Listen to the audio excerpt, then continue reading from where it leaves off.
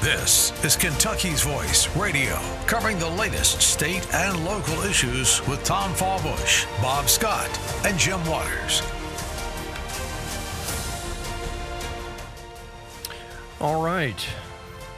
Welcome to Kentucky's Voice. I'm your host today, Tom Fallbush. And today we're going to discuss what's in the news, what's kind of dominating the news right now on a national and international level, and it also impacts us locally. And there's a lot of news that's happening from Kentucky politicians that are impacting the national debate. So we're going to talk about the Iran crisis right now, the war between Israel and Iran, and soon to be our war, it looks like. And just what should we be doing? What are the dynamics around this?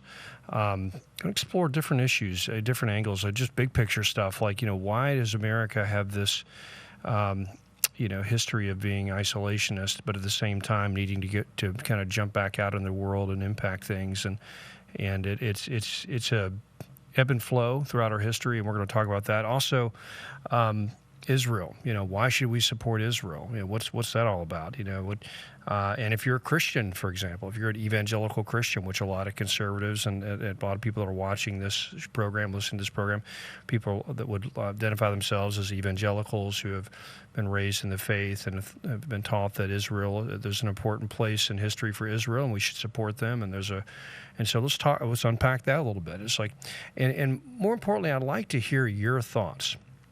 And we have a text line, and I really want to I'd love to hear a lot of text coming in during the show, because we're having a national debate on this right now. And honestly, there's no perfect answer. There's no right answer. There's no, well, I guess there's a right answer at the end of the day, because we're going to have to make a decision. Hopefully it's right.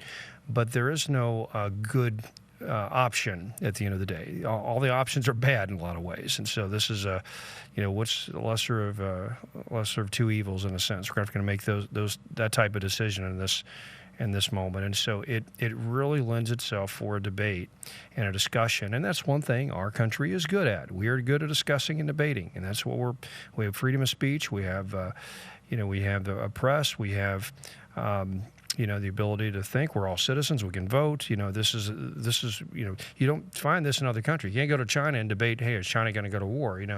So we need to, this is how we work things out as a culture, because we have a stake in this, physically, personally, and also politically. Our votes, help elect these leaders that are making these decisions. So let's discuss it. Let's discuss it and figure it out. So 502-571-0970, 502-571-0970. I'd love to hear your thoughts about, should we bomb Iran? Should we also move forward and just do regime change, or maybe help facilitate regime change? Should we support Israel? Should we just let Israel go alone?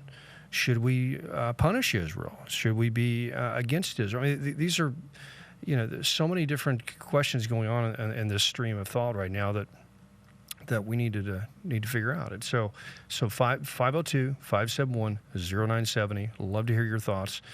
Let me explore it this way, big picture.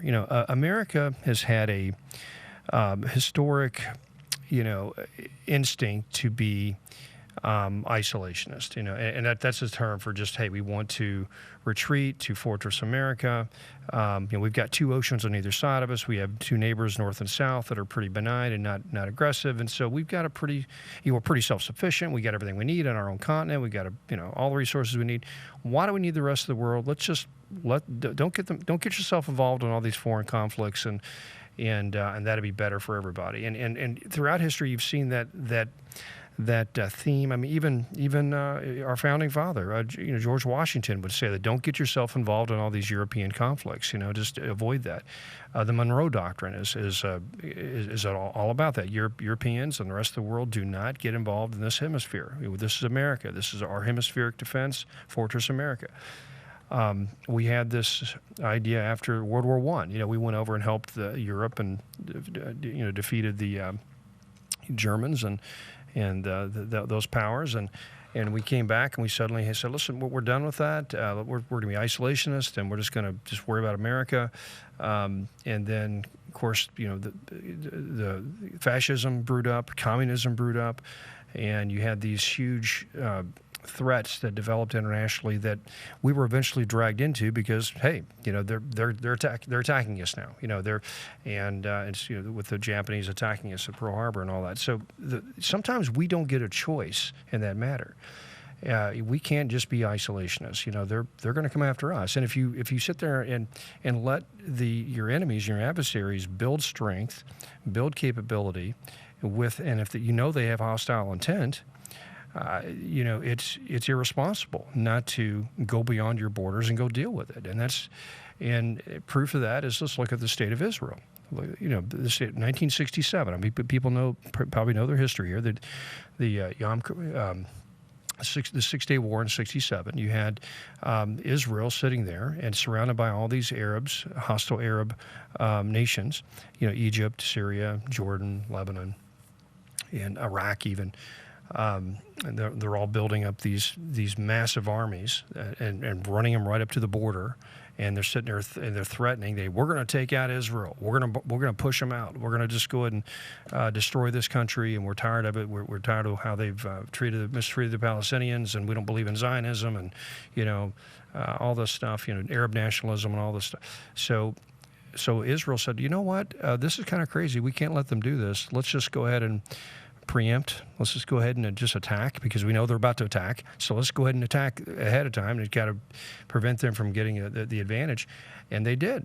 And thank God they did, because you wouldn't have Israel as a country. Israel would have been wiped out. I mean, and they know that. They wouldn't have a country of Israel. If you're supportive of the nation of Israel, I think most people that listen are, and most Americans support the nation of Israel, the democracy, and what they've done, and I think it's fair that they're back in their homeland, and whatever. We can get into that. It's a whole other topic. But the point is, they preemptively attacked and defeated their enemies and won that war. And it's a good thing they did.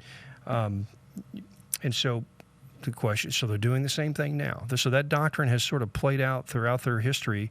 It's like, listen, if we see an enemy that is stating that they're going to kill us, and they want to kill us, and they want to push us out, and if they are developing the capability of it, it is our policy. We're going to take them out, and we're going to let everybody know that. So people are not confused. If you're confused, don't be, because if you're sitting there saying, I'm going to kill Israel, I'm going to destroy all the Jews, and we're building a bomb to do it, know that Israel's going to come after you. And Israel has done that time and time again, and I think to good effect, and for good effect, for their people and for the defense of their nation. And listen, God bless them. I'd want to live too, right? At the end of the day, I want to live. Israel wants to live. Jews have a right to live, and they have a right to live in Israel, and they have a right to not be wiped out by a bunch of nuts, by the Islamic nuts, and because that's what Iran is right now. They're ran by a bunch of crazy Islamic nutters, and when I say that, people don't really understand. They think it's just the nation of Iran. It's just this government, and they're just like any other government. Well, they're a little different. All right, you got say you have North Korea, right?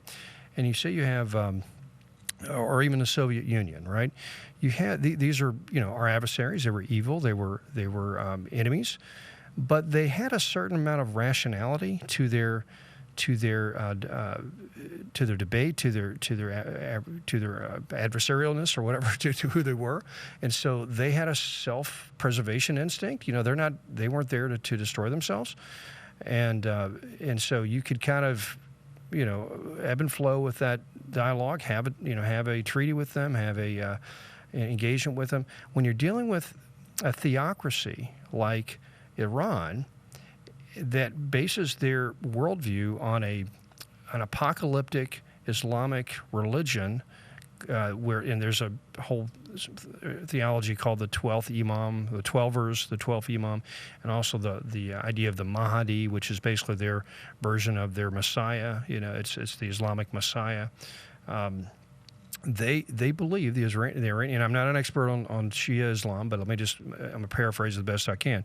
They believe that they can usher in the return of the Mahdi, which is sort of I think it's like the 12th Imam, which is supposed to be the successor of Muhammad, which is going to bring the salvation of the world, and the whole world will turn to Islam. And it's basically just this whole, salvation of the world through Islam, but it has to happen through a violent moment. It's like there's going to be world chaos and war and all this stuff. And they feel like if they bring that in, then they're going to bring in the 12th Imam and the Mahdi, and they really believe this. And radical, fundamentalist Muslims throughout history have believed this. And this is not just something that's new. That for example, have you ever watched the movie Khartoum with Charlton Heston? That was about a radical Muslim leader in the Sudan who called himself the Mahdi, and he was basically taking over Sudan and was going to take his army and move into Egypt and take over the Middle East and basically take over the world. He thought he was the Islamic Antichrist. I mean, so this stuff goes way back. This is not new. This is we've been dealing with these sort of, Charlton Heston was the British officer who helped defend Khartoum, and that's a great movie. If you ever watch it, it's true. It just really happened. I mean, it's just, the movie that I think the Seven Feathers back in the 2000s, same thing. It was the whole Sudan thing and during British history in the 19th century. It's all about radical Muslims that thought that they were saving the world. They were apocalyptic radical Muslims. So you're dealing with this country who thinks that. And it's one thing for them to just be a little tribe over there that just thinks that, and they're kind of crazy and they don't have a whole lot of power. But should you let them develop a nuclear weapon when they really think that they're going to save the world by ushering in a global war, and Israel's the primary threat, and also America is and they're chanting death to America? I mean, so these are tough issues. What do you do? But there's no easy answer to that. And so in the next segment, we're going to discuss, what if you did this? What if we go in and try to do regime change or take him out? What's the fallout? We've seen the fallout over the past 20 years. So let's talk about that. Well, we're talking about Iran and Israel. We'll be right back. Now, back to Kentucky's Voice Radio, online at kyvoice.org. All right, welcome back. We're talking about Iran and Israel and the fact that there's just no good options right now.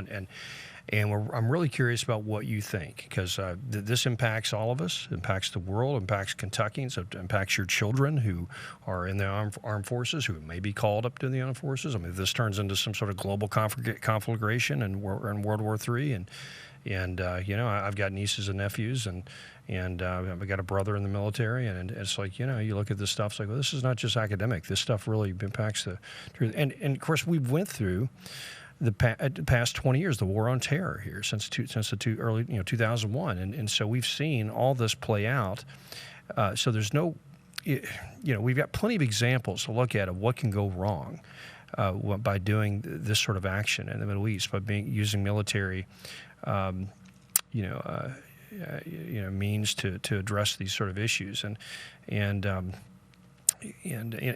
something, I heard a pundit make a great point earlier this morning, that he was saying, something we need to also often think about is how our enemies and adversaries view the situation, and how they look at history, and how they look at recent history and what's happened. And so one lesson a lot of these folks have learned, a lot of our adversaries have learned, is this: if you want to stay alive, you better have weapons of mass destruction. All right, because America is no, of course, they're against our ideas, our regime, and so they're against us. So they're working against us. But one thing that keeps you alive is the fact that you have weapons of mass destruction. And here's what they do: they point at Libya, they point at Gaddafi, all right, and they say, look at Gaddafi.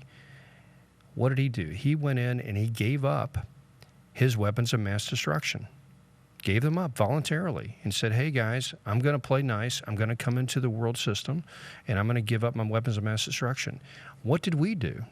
We returned the favor by overthrowing him. And he was drug out in the streets, and he was killed like a dog. And so all these other regimes, our adversaries, are looking at that going, well, that didn't work. So, Gaddafi tried to play nice. Gave up his bombs, gave up his chemical weapons. And the Americans still went in and took him out. And so There we go. I mean, so you have to put yourselves in the shoes of these folks. I'm not saying that they're the right to have this to want to create weapons like this and have their ideology that's evil, and that's not good. You still have to confront that, but you still just need to look at that. And and then look at Syria. Look at Syria. We encourage Bashar Assad to step down, and of course the civil war happened, and so that's another issue. What if we did that? What if we went into Iran and we encouraged regime change, and we didn't go in boots on the ground and we just said, okay, go work it out. We're going to knock off the regime or weaken the regime enough where you can rise up, and then there we go. Then we have a 20-year civil war, or however long Syria was. I forget, maybe it's 10 years. I forget. It's been it's a long civil war, bloody civil war, that resulted in refugees all over the country. I mean, Europe's demographics have totally changed because of all these Syrian refugees. I mean, it's just basically Syria has colonized, all these Syrian refugees have colonized Europe and America as well. I mean, you go drive up and down Bardstown Road here from Buchel to the Highlands, and it looks like you're in Lebanon. I mean, every sign is in Arabic practically. So that's because of those sort of issues, and the war on terror. One thing it did is it kind of dispersed the Islamic world to the West.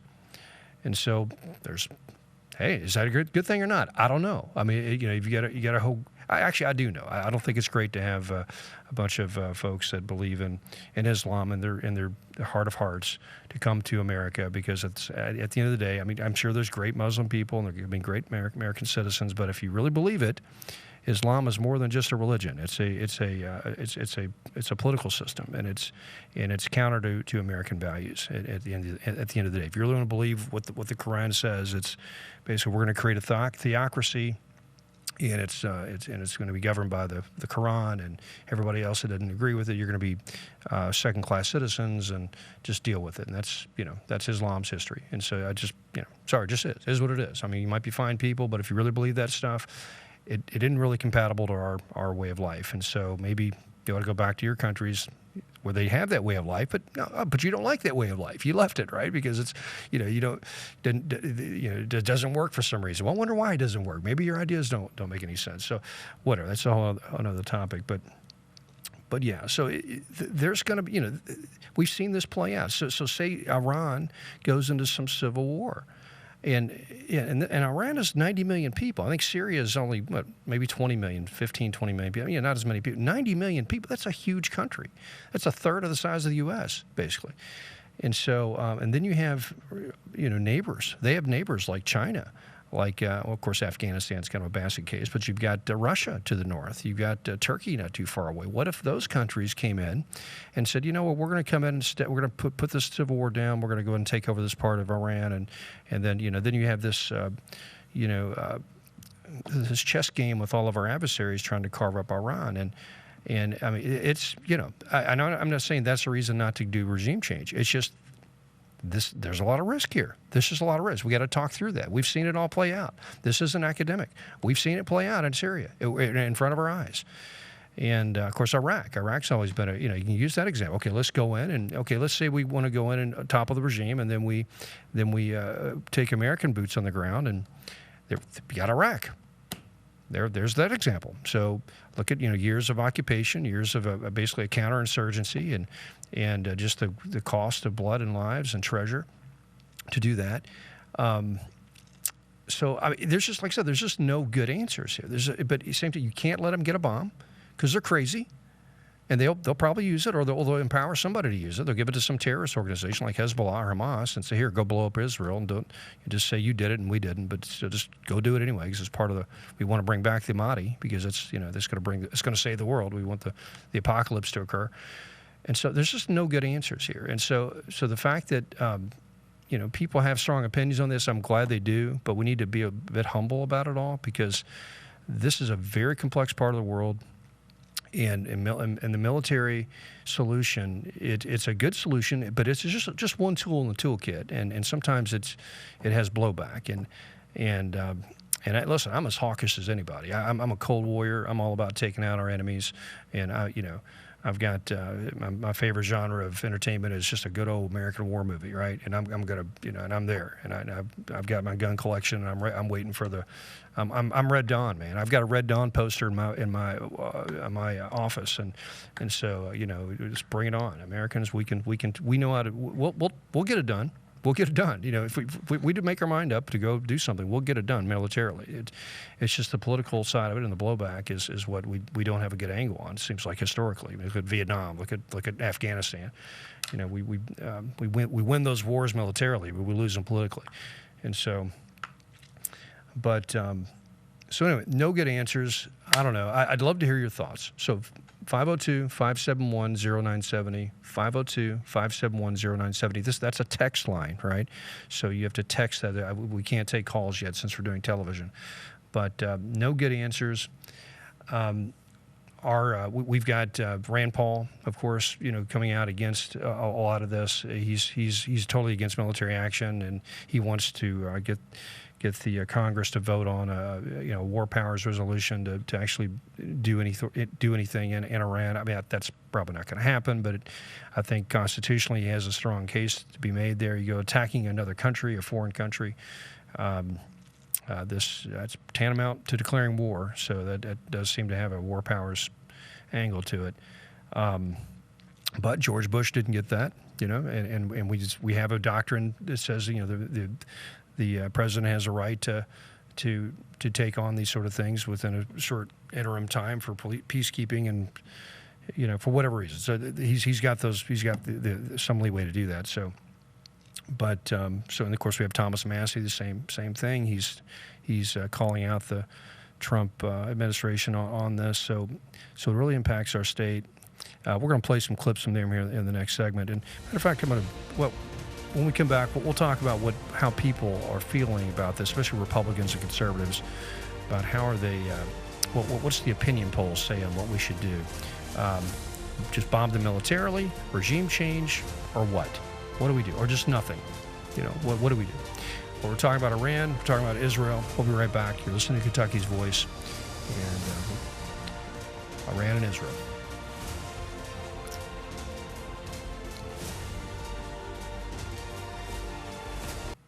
Now, back to Kentucky's Voice Radio, online at kyvoice.org.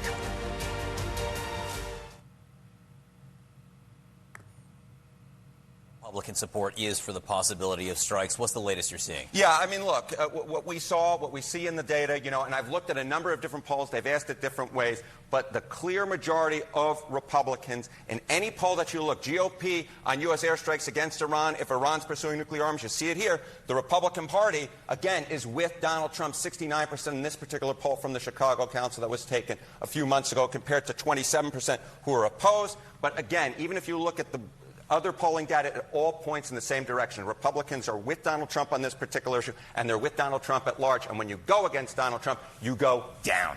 Ariane, thank you. Thank you Very much. Sarah. All right, to keep the discussion going, joining me now, CNN Global Affairs commentator and Trump. So there we go. At the end of the day, most Republicans are supporting Trump on this, and I think Trump deserves the benefit of the doubt, right? I think most Republicans and conservatives, especially folks in the MAGA world, are glad we have somebody like Donald Trump in there trying to make this decision. And because at the end of the day, he's got the right instincts, and I think he's trying to balance all the different interests here. Obviously, America is in a mood to pull back from the world. We sort of overstretched ourselves, and during the war on terror, and to not a lot of good result towards the end there. I think that there was a period there where we were doing the right thing. We were running down Al Qaeda. We were forcing all the radical Muslims of that generation to fight us in the Middle East and not here, and so we killed a lot of them, and we really repressed that movement. And so I think there was some utility to that effort. And now the whole Iran or Iraq thing, you could question, was that good or bad? I mean, at the time I was supportive of it, and I still think there was some positive that came out of that. But boy, it was costly, and just But at the end of the day, they're not an adversary. Even though they are pretty much influenced by Iran, but they're not an adversary of ours. They're not building weapons of mass destruction right now. They're just trying to survive. So that's I guess the end result of that has been, I guess, better than Syria, for example. But I'm glad we have Trump in there because he has this MAGA base that has an isolationist instinct now that's very healthy in a lot of ways because Americans have learned the lessons of all the war on terror that sometimes our elites and our government can overstep and just abuse the goodwill and the lives and the health and the well-being of our soldiers and citizens. The whole Afghanistan thing. You look at that and you just want to vomit. You just want to, 20 years of blood and death and soldiers in the graveyards, graveyard dead, that our soldiers are, and for what? To let the Taliban take back over? It's just, it just shows that, sometimes we just don't get it right in this country. And it's, let me just say it. It's the Democrats that screw this crap up. They're the ones that blew Vietnam, and they're the ones that blew Afghanistan and Iraq too. Look at Obama; he pulled out of Iraq without leaving any troops in there. At least we could have left a base or two in there just to kind of maintain some stability. If you're going to do that, so it's usually when the left gets in control, they just sort of sabotage American foreign policy. Be it good or bad. It's just they tend to do that against our interests. And so. But anyway, it's complicated. Anybody who says they have a great answer to this is wrong. I'd love to hear your thoughts. 502-571-0970. That's our text line. And here are the key questions. What should we do? Should we do nothing and just let Iran, get a bomb and just let Israel just kind of do what they can do to the point where they can't do any more and just hope for the best? Do we aid Israel in their current attack on Iran and maybe go a step further and take out these hardened facilities that are under the mountains that Israeli weapons cannot get to, because only we have these weapons that can get to those hardened bunkers that are half a mile down under the. Should we get involved with airstrikes? Should we encourage regime change just organically on the ground without getting involved physically? Should we get involved with boots on the ground to encourage regime change? There's lots of options here. I think the one that seems to be coalescing right now around the president, I think he's going to probably move the needle on this, is he's going to authorize airstrikes to take out these hardened shelters. Because I think at the end of the day, and this is my opinion, at the end of the day, if you go through all this and you still let Iran have a nuclear weapon at the end of the day, what was all this about? And so you at least got to go ahead and make sure they don't have a weapon. But the problem there is, can you really take it out? I mean, is this something that you can really do? I mean, just because there's a hardened bunker where we think there's nuclear weapons or precursors to it, if we take that out, do you really take out their capability? Can't they just? What if they just dig that out, find the plutonium, or the uranium or whatever, and they go just reprocess it, and a year later they're back in business? The knowledge is still there, the willingness is still there, the regime is still there, and so. Is that really a solution? Is the military solution really a solution? Or is it just a Band-Aid or a temporary solution? And does it just cause a lot of backlash? It is not easy. It is, and so anybody that thinks they have an easy answer is out of place here. So, and also when it just comes to supporting Israel, America has had a history of supporting Israel. And I want to get into this in this segment of the next segment, is why does America support Israel? It's complex, and there's obviously the goodwill from the Holocaust. We saw the way the Jews were treated as a people group and thought this is terrible, and here they are with this. They had this movement in this area called Palestine. It's former Ottoman Empire province. It was never a country since Israel was a country. That's what's interesting about the land of Israel. It was never an actual country since Israel was a country. It was always a province of some empire. And so it's the first time it's been a country since Israel was a country 2,000 years ago. And so So all these folks have said, this is Palestine. This is the nation of Palestine. There was no nation of Palestine. There was no country of Palestine. It was always just a province, an area called Palestine. It was either controlled by the Byzantines or the Muslims or the Ottomans or the Romans. It was never a country. And so 70 years ago, they created a country, and the UN and everybody supports it, and of course the U.S. supports it, and they had a lot of goodwill from because of the mistreatment during the World War II, and just their story leading up to that point is just so fascinating. A people group that's more than 2,000 years old that have kept their identity, kept their language, kept their traditions, and their aspiration for a homeland, and then to actually go back to their homeland and to basically an empty area. And listen, Palestine was mostly empty. It was basically a desert. And there were some Arabs living there, and there were some Jews living there. There were Jews there since the time of the Romans. They've never left. And so they were basically saying, let's just go back to this area, rebuild it. We'll just move in. And as they moved in, guess what happened? A lot of Arabs moved in because suddenly the economy started taking off. And so a lot of Arabs from the neighboring countries, from Egypt and Syria and Lebanon, they moved in too. And so at the same time, there's coalescing of populations of both Arabs and Jews, and it became this cultural battle. And of course, at the same time, Zionism was taking off and getting traction. And so anyway, so we have a lot of sympathy towards Israel, and I think for good reason, because they're a democracy. I think they have a right to be in their homeland. They did a heroic thing by reestablishing their country and their traditions, and they didn't start the wars. They just wanted a country. They were perfectly content to let the UN carve out a little piece of land for them, and they would call it Israel, and they're done. They didn't go in and start all these conflicts. It was the Arabs and people that were like, no, we can't have these Jews here, and we're just going to kill them all. And so every time a war happened, Israel said, okay, well, we'll fight back because we're not going to die. We're not going to die here. We have a right to live. And so guess what? The Israelis won. They would keep winning every time the Arabs attacked. They would win. And guess what? The Israelis would push them back, and the state of Israel would grow. And so we just from a cosmic justice standpoint, you sympathize with the Israelis. It's like you hear this little ragtag group of people that all their enemies want them dead, and they fought back, and won, and then the others a little bit stronger, and they just said, leave us alone, guys, just leave us alone, please. We just want to live here. No, you're not going to live. And they just attack them again, and Israel goes, okay, well, we're going to knock you in the head, and we're going to push you back a little further.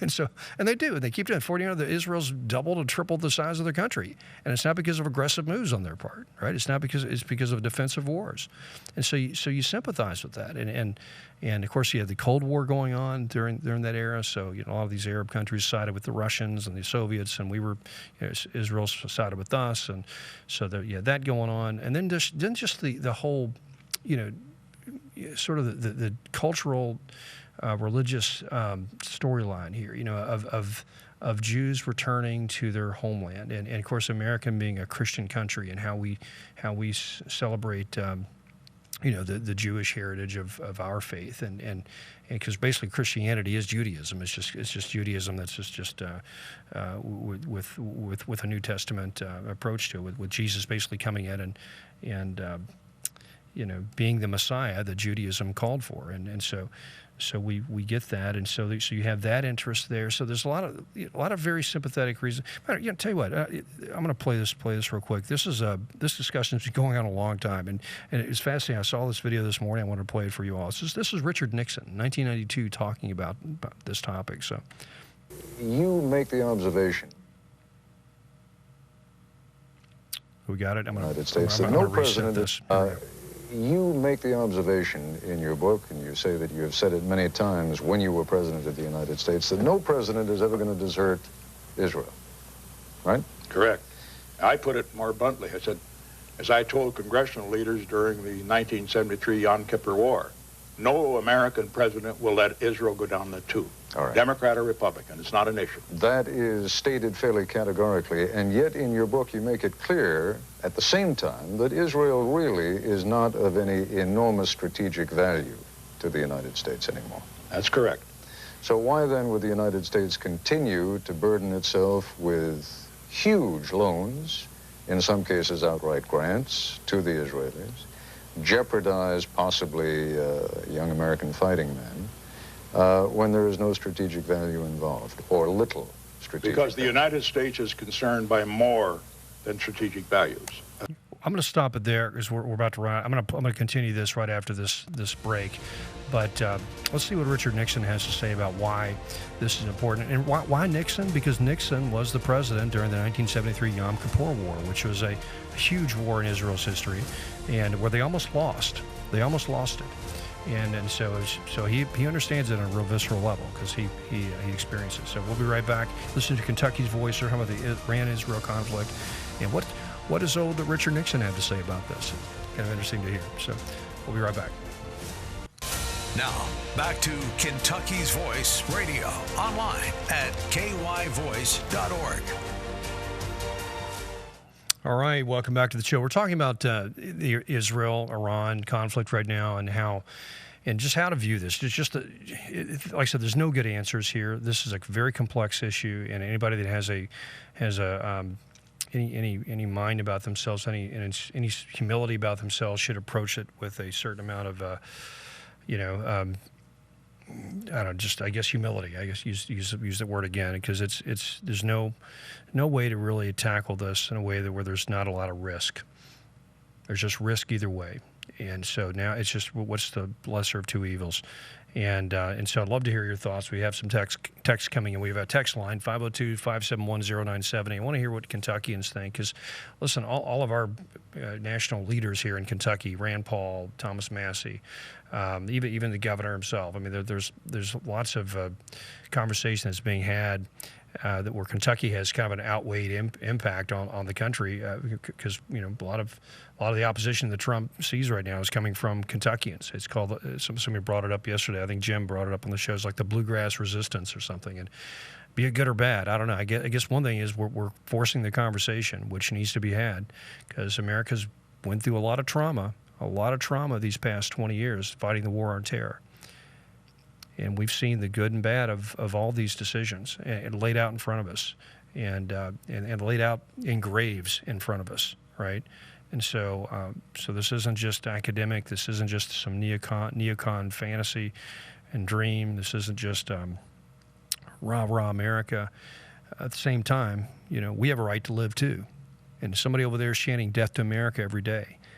And if you had a neighbor that was sitting there saying, death to your family, death to the Smiths, death to the Smiths, death to the Smiths every day, and they're building a cannon and pointing it at your house, I think you would go over there and do something about it. And so if you don't, you're irresponsible to your family. And so this is complicated. And so, as a matter of fact, we got a text that came in. Former Democrat, although I do not wish to see American troops involved, we must stand up to this bully once and for all. They're great for the greater good and of the world.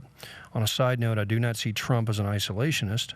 America first, yes, but he knows we cannot exist in isolation. And I think that's exactly right. I think if you look at Trump overall, he is sort of, I think he's tapped into this stream of America in the sense that we want to pull back from all these foreign conflicts and all that, and so we kind of just roll it back. There's a scale from pure isolationist to pure interventionalist, and I think he's just saying let's just dial it back closer to the isolationist side of the scale, but not being fully isolationist, because look what he did. He knocked out Soleimani in the last administration when he was in office, and so he took on the Houthis. There's times where I think he realizes America still has a role to play in this world, and unfortunately we still are the world's policemen. We are the power at the end of the day that can come in and actually do things globally, and we're probably the last country that has any moral sense about ourselves when it comes to certain issues.